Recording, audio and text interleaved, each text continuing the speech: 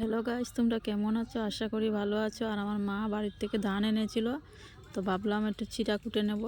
তো দেখো আমরা আজকে চিড়া কুটতে লেগে পড়েছি। আর মা ভেজে ভেজে দিচ্ছেন আর আমি কুটছি, দেখো গাইস।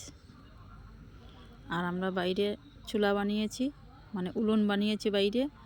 ঠান্ডার দিন এখানে আমরা আগুনও তাপাই, আর মাঝে মাঝে আমরা চিড়া মুড়ি ভেজে খাই। তো আজকে আমরা চিড়া কুটছি, তোমরা সাথে থাকো, দেখতে পাবে। দেখো আমার মা বাচ্ছেন আর আমি কুটছি। এই দেখো দেখো গাইস, আমার মা নাড়িয়ে দিচ্ছেন আর আমি কুটছি। একটু সুস্থ হয়েছেন আমার মা, তো ভাবলাম একটু চিড়া কুটে নিই। তো মা বলছে দে, আমি ভেজে দেবো, তো কুটবি। তো দেখো আমার মা ভেজে ভেজে দিচ্ছেন। দেখো আমার চিড়া কুটা হয়ে যাচ্ছে গাইস। গাইস অনেক দিন পরে চিড়া কুটছি, আমার অনেক ভালো লাগছে। আর মা নাড়িয়ে দিচ্ছেন আর আমি কুটছি।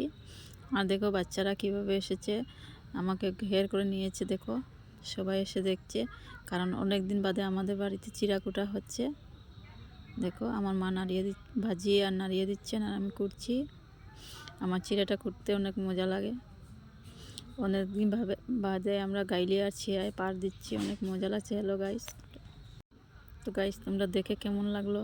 আশা করি তোমাদেরও ভালো লাগবে, কমেন্টে জানাবে আমাকে। দেখো আমার মা চাউল বাচ্ছেন আর আমি কুটছি, অনেক ভালো লাগছে। তো গাইস তোমরা দেখে কেমন লাগলো কমেন্টে বাই।